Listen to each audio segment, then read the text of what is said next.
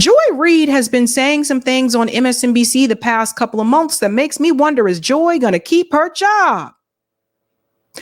Now, Joy Reid is giving some type of, giving some type of criticism towards Kamala Harris about Gaza.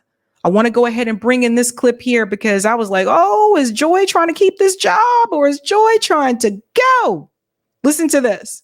Early Saturday, an Israeli airstrike hit a school serving as a shelter in Gaza, killing at least 100 people and wounding nearly 50 others, according to Palestinian health authorities. On the same day as the strike, Vice President Kamala Harris condemned the loss of civilian life.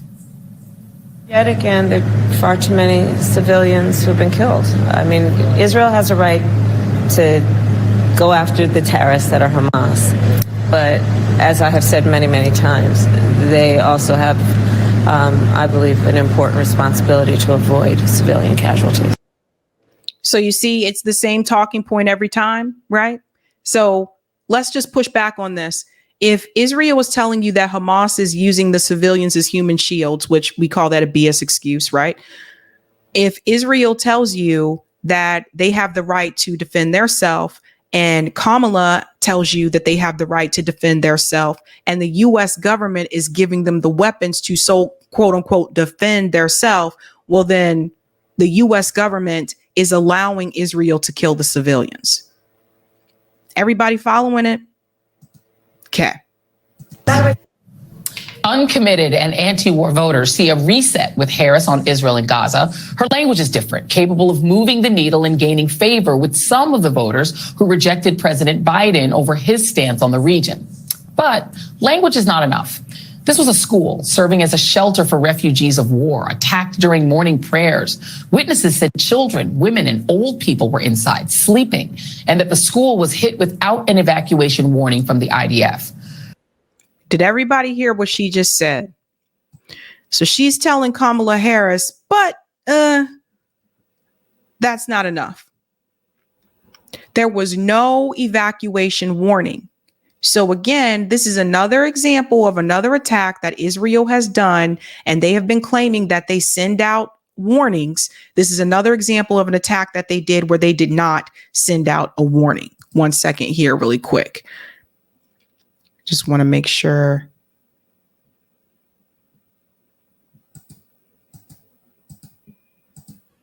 Okay, yeah, we're good.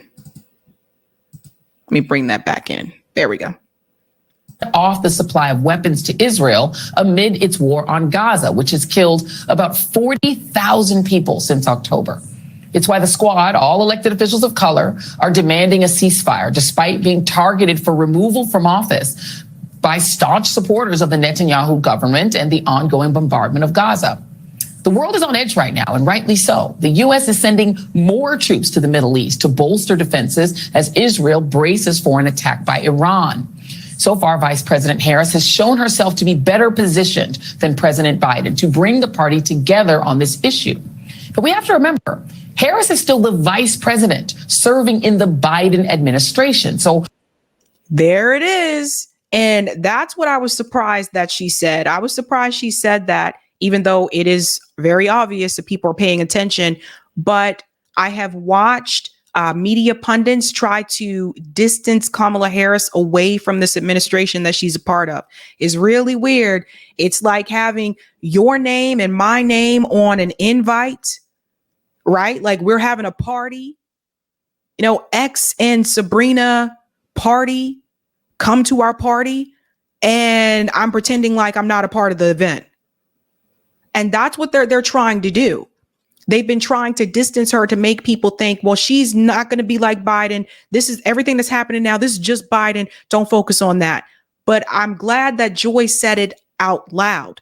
It is the Biden-Harris administration. Okay. She may not be the president, but when it comes to Israel, make no mistake, she took money from the Israeli lobby too. She has spoken at AIPAC conventions too.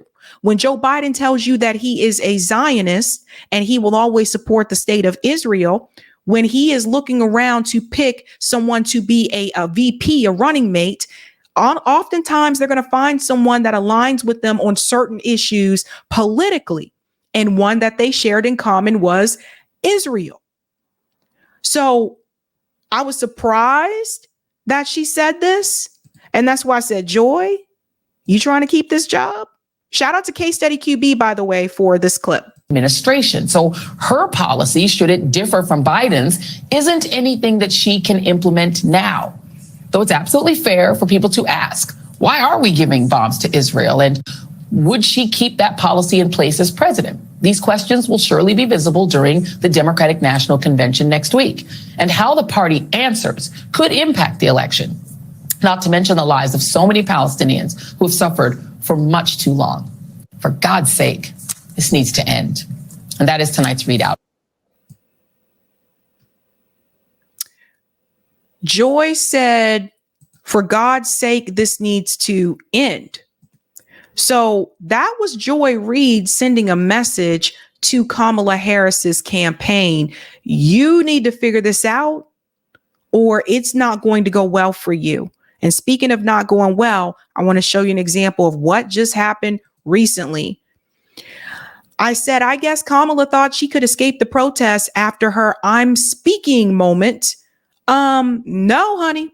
Twin babies were just killed in Gaza. Wait until the DNC convention. This is nothing. We're going to go into this event here. Thank you, Hotspot, for this and Freedom News TV. Pro-Palestine protesters storm and smoke bomb a New York Dem Harris 2024 after party event in Harlem.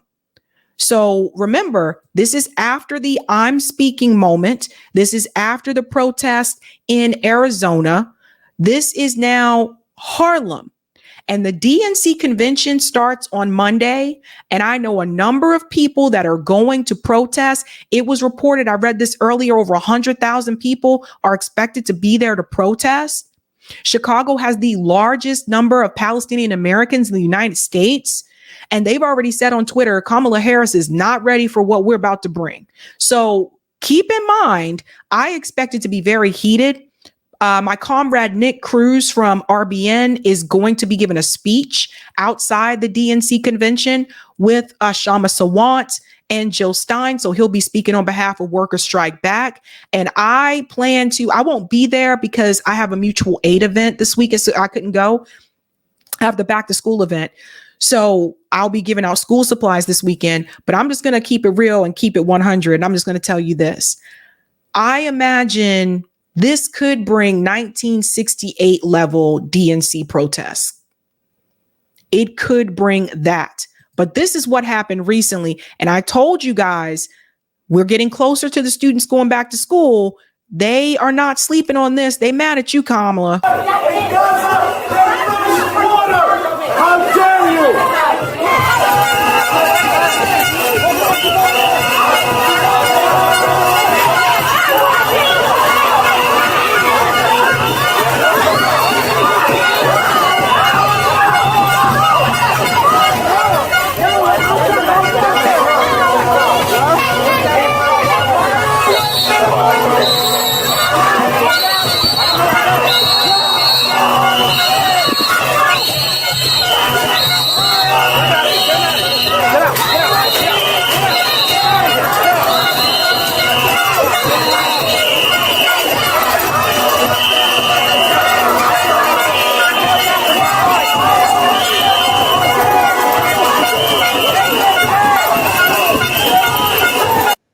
I think Kamala thought that she was going to escape this because, you know, it's her and it's not Joe Biden now that's running.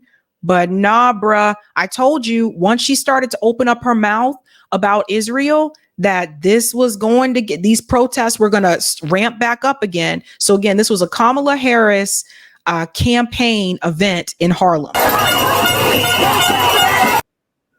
I'll just tune it in. I'm trying to.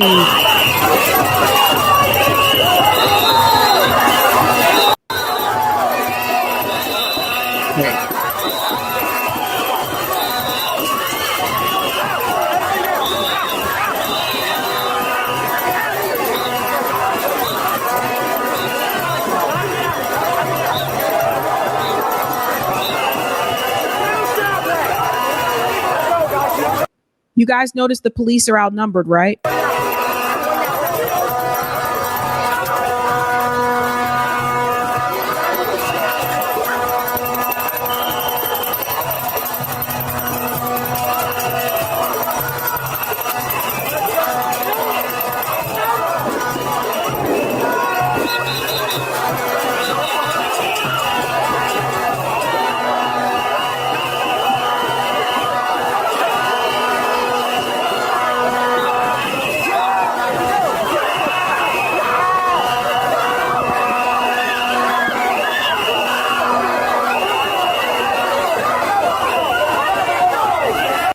And I'm telling you guys right now, this is nothing. This is in Harlem at the Kamala Harris campaign event. And I'm telling you, the DNC convention, I'm going to cover it. So I'll probably try to jump on stream Monday, Tuesday, and Wednesday, at least to get at least part of coverage of the DNC convention. So you'll probably expect to see me live, at least for those 3 days for that event, since I can't be there in person. But I'm just telling you guys right now, this is nothing compared to what I heard. Over 100,000 people are expected to be there. And that's just the pro-Palestinian protesters. So other people are coming to protest different things. So just keep that in mind.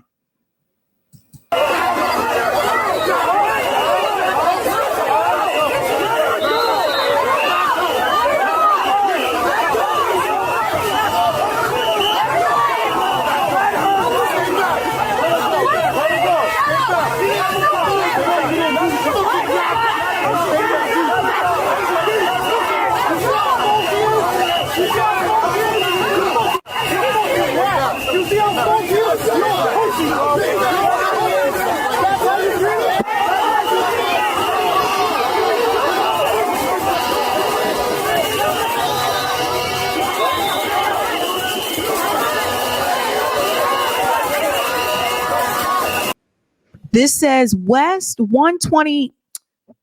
Sorry, I accidentally kissed my microphone. West 1. Is that a 2 or 6?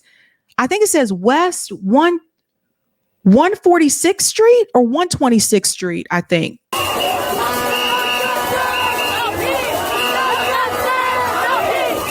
It was a 4, 146.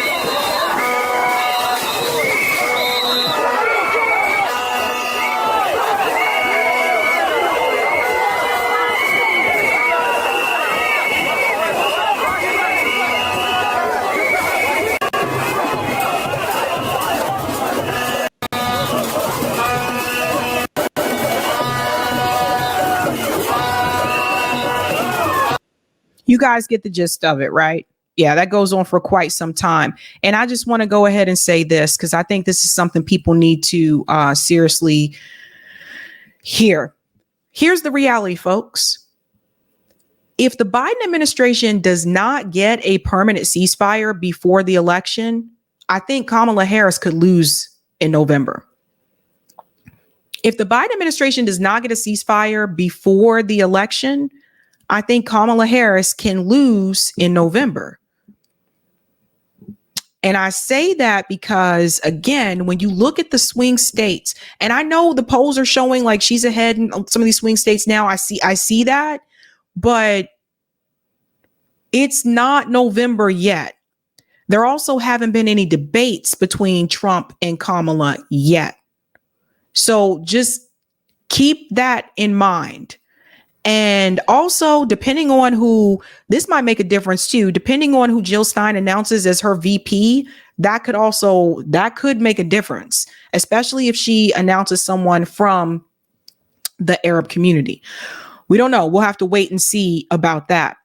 Because see, the reality is, I think that Joe Biden basically tried to just drag this out. I don't think Joe Biden ever really wanted to try to like, give Palestinians some type of self-determination. I don't think that's what he wanted to do. He said he was a Zionist. He said he supported Israel 100%. So I never, ever thought he was even going to try to go, in that direction. And I think he thought he could just prolong this as long as he wanted to do. And, if he didn't even believe that he was tanking in the polls. Remember, during the interview with George Stephanopoulos, he didn't believe it. He didn't believe what the polls were saying about his presidency. So again, I don't think he really had any plan moving into that type of direction. So I think what the Democratic Party is trying to do, at least the Kamala Harris campaign, they are trying to say that we need a ceasefire.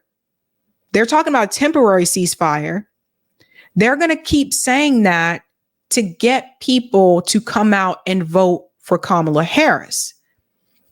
But if there isn't a ceasefire by the time of the election, that could actually hurt Kamala Harris. We don't know. We'll have to wait and see for sure what the numbers, because there's also this possibility of this back and forth with Israel and Iran. Remember, Iran has not issued the retaliatory strike yet.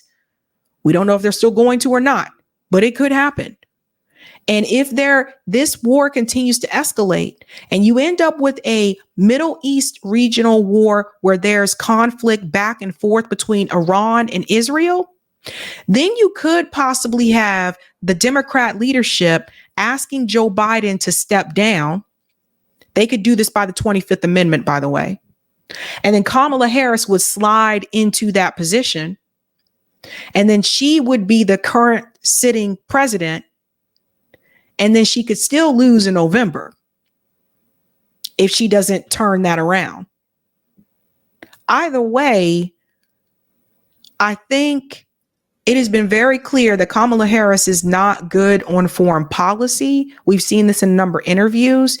And that's another thing I think people need to be paying attention to.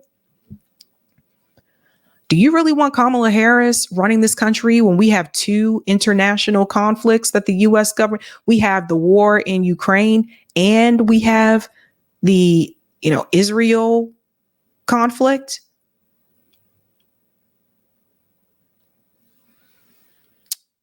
No, but they're saying ceasefire. They're trying to drag that out as long as they can. Say ceasefire, so that the pro-Palestinian protesters will come out and support Kamala Harris.